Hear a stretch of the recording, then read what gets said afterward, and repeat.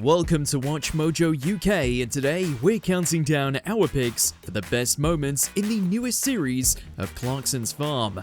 There is another possibility we ought to consider: virgin birth. It's been documented as something that can occur. Number 10, AgBot Hypnosis. Oh, it's turning, it's turning. Here it comes. Here it's turning.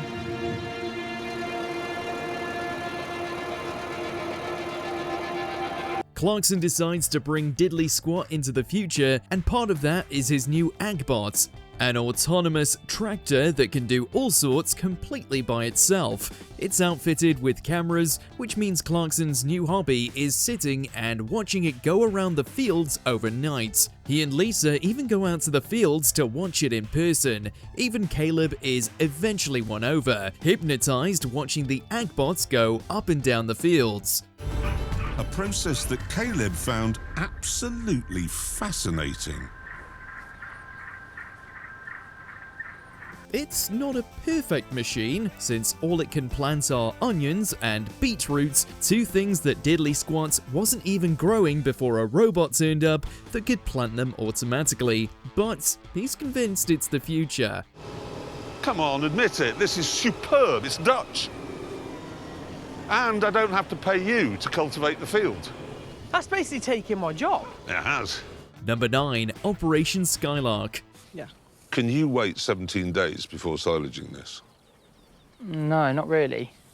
I'll tell you for why. The nutritional value for the food now is great. Curious about the dwindling bird population on his land, Clarkson enlists the help of local birdwatcher Hannah to see what can be done. She drags him out of bed at 4 in the morning to listen to bird calls, and then gets into a barney with Caleb over whether harvesting silage for the cows is going to kill endangered Skylark chicks. Right. So you've already mullered the ryegrass skylarks.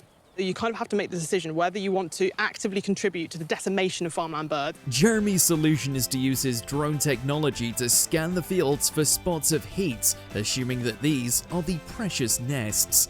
But these greeny-yellow splodges are patches of warmth, and that is a potential Skylark nest. He and Lisa go out to mark the nests with flags, only to discover he's accidentally gone to great lengths to map 5 piles of sheep poo, not birds' nests at all.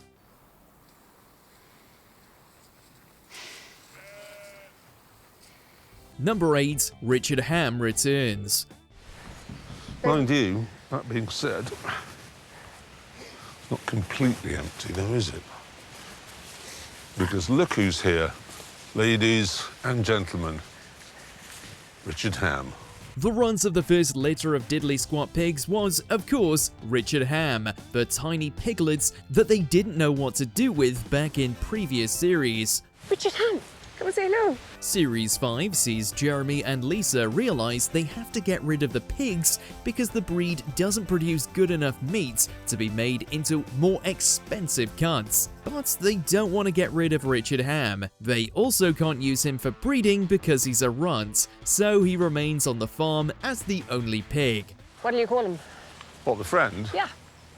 Well, who is Richard Hammond's best friend? I'm not calling it James May. I'm not having a pig called James May. Well, until they get another pig to be his friend. Jeremy resists the urge to call the other pig James May and instead goes for James Boar. Let's call him James Boar. That's... He is a boar. He is a boar. He is literally a boar. Number 7, Dare Night. So we've got a lamb's brain here, stuffed heart. Oh, I love heart. The lamb's brain is absolutely delicious. Clarkson wants to get his punters to expand their palates and become willing to eat some of the more undesirable parts of animals to help with food waste. This includes brains, hearts, ears, all sorts. You have your pig's ears and your uterus.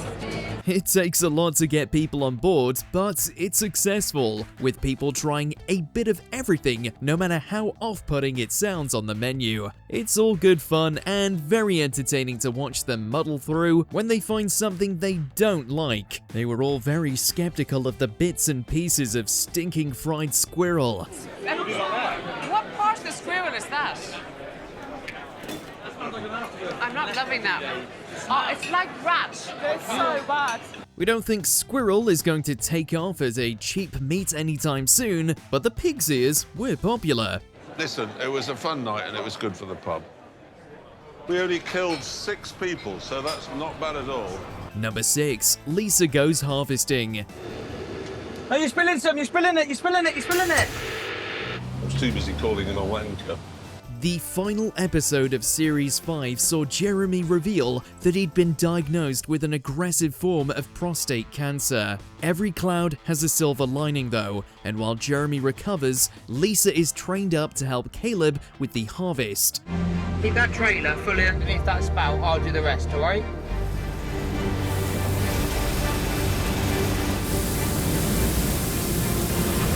Just stay there like that. That's it. It's all extremely embarrassing for Jeremy if you remember how much trouble he still has getting the grain into the lorry without spilling any. I mean, I don't mind. I'm just wondering why you selected Lisa for this job and not me. Well, she's better at it than you, to be honest. Is she? When he returns to the farm, he's been fully usurped by Lisa, with she and Caleb ignoring him to keep harvesting without Clarkson causing as much trouble as he usually does. Jeremy wants to load. Lisa's gonna block him off.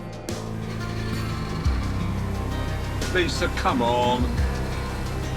Come on, guys. Number 5, horse racing. Oh, where are you going? I've got to get over there. Where? The pub. Chaos reigns when a group of travelers turn up at the farmer's dog, wanting to use it as a base of operations for a horse and buggy race. Clarkson, with his ailing health, is put under house arrest by Lisa so that he doesn't get too stressed. So it's up to one of the cameramen to film what's going on. There is very old bylaws. You are allowed to exercise your horse on the road, so they're totally allowed to do what they're doing here today. The police are all over it. They can't stop them. Jeremy finally gets there after they've packed up and finds out from Annie what they were up to, and bizarrely gets given a big wad of cash that the travelers provided after the disruption. He finds the whole situation baffling and had no idea it was the kind of thing he might have to deal with as a pub landlord. They've given me this. It's for your padlock and the rubbish that they left. And they hope that... 150 quid? Yeah. Number 4, the Channel Tunnel. Is the air like the same here in France? They're different. Do you smell different? Like, do you mean like, is it dense? Is it? Jeremy and Caleb head to the Netherlands to talk to some high-tech Dutch farmers, which means taking the Eurostar. While Caleb's come a long way since the first series, where he'd never even been to London and has since headlined a nationwide tour, he's never been in the Channel Tunnel and is baffled by it. It's weird to think this is the first train you've ever been on. I bet not many people are able to say that the first train they ever went on was a Eurostar train. He asks Jeremy all sorts of questions, including how they get the air down there, wanting to know whether they'll need oxygen masks to survive the trip under the sea. Stranger yet, he asks Jeremy whether the air in France is of a different density to the air in the UK. How'd they put oxygen down there? What do you mean? How'd they get oxygen flowing through the... It's not sealed at the end. Number 3, Easy Care Sheep. But then, a splinter group jumped over the electric fence. Clarkson needs more sheep to cater to the busy pub, but he's had a lot of issues with his previous flocks. To rectify them, he buys a new breed of Easy Care sheep that are supposed to be able to completely take care of themselves. They don't even need to be sheared. Caleb's unimpressed, and there are some things that the Easy Care sheep are just as bad for. Herding, for instance. With the sheep very much not in the pen, we were forced to deploy every resource we had. Close that gap a little bit, Ben. The film crew. Try as they might, it's nearly impossible to herd the sheep, and Clarkson doesn't have a shepherd and dog available to help. It takes everyone, including the production crew, to get them into the pen to be inspected by Dylan. Let's go home. Try again tomorrow. Well, that was a complete waste of an hour. Yeah. Number 2. The Nativity. Oh, what's he done? He's eating the fairy lights. Is that actually powered by electricity? I need to stop that. It's Christmas at Diddley Squat, and Clarkson wants to repurpose an old shed to use as a Santa's grotto. After finding a Santa who passed his rigorous DBS check, he sets up a nativity scene in one side of the shed, complete with some farmyard animals that may not have been present in Bethlehem that day. Goats. Yes, he brings the goats over just to liven things up, and they start causing chaos immediately. This is the biggest problem, and never mind your accountancy. What? No! Jesus is being tossed around like an empty pair of pyjamas. Clarkson switches the plastic Jesus for a cuddly toy, which is far easier for them to eat. They also try to eat the fairy lights and the Christmas tree, and inadvertently lead to Caleb banging his head on a sheet of plexiglass. Oh! Oh, no! Oh, get away! Number 1. Oscar Piastri. So it says park here. Now, if you're in neutral like this, it'll roll a little bit. But as soon as you pick a gear, like reverse, it'll stop. F1 superstar Oscar Piastri turned up to the farm looking for an opportunity to make some content for social media, specifically wanting to reverse a tractor into a barn with a trailer attached. Do you know who he is? No. Who is he? He's a Formula 1 racing driver. Oh, okay. So you should piss this.